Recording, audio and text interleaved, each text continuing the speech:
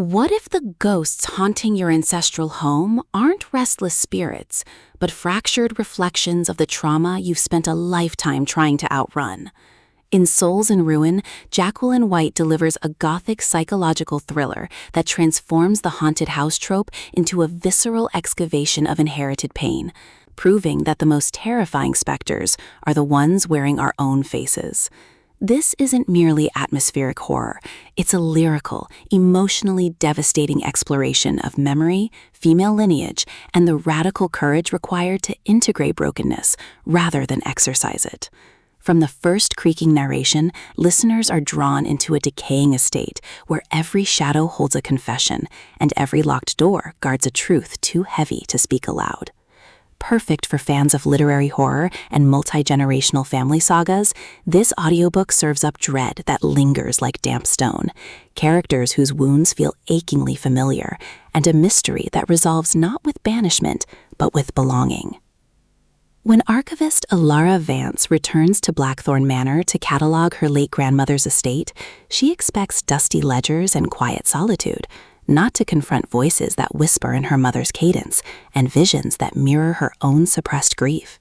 But as Alara uncovers journals detailing generations of women silenced by scandal and sacrifice, she realizes the manor's haunting is less supernatural intrusion than historical echo, a collective cry from ancestors denied agency, now demanding witness through her. White masterfully blurs the line between psychological unraveling and spectral presence, ensuring every eerie occurrence serves emotional revelation rather than cheap shock.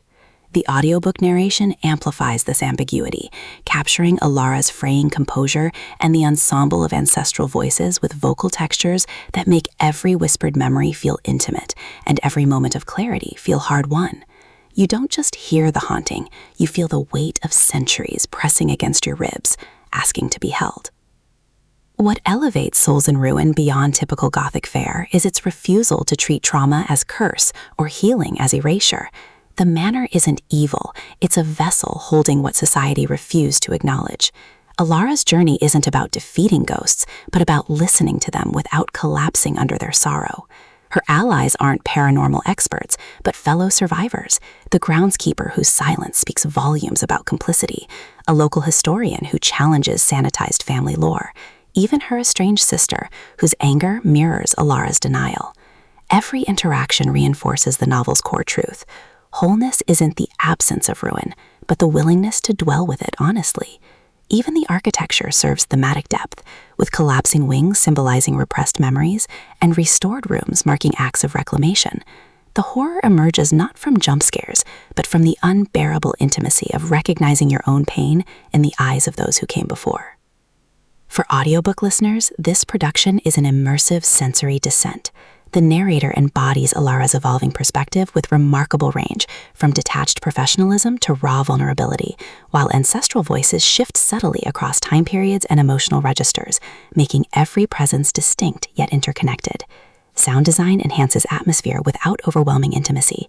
Distant floorboards groaning under unseen weight, wind through broken panes carrying fragmented whispers, the hushed rustle of aged paper during moments of revelation, all ground psychological stakes in tangible reality. Pacing mirrors the rhythm of archaeological dig, deliberate during clue gathering and reflection, then surging with urgency as connections click into place under mounting emotional pressure. Whether you're navigating twilight commutes or sitting in candlelit solitude, the audiobook creates a portable sanctuary where dread and tenderness coexist seamlessly.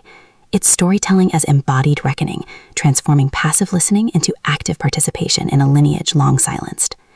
Ultimately, Souls in Ruin redefines Gothic fiction by centering female inheritance within suspense frameworks.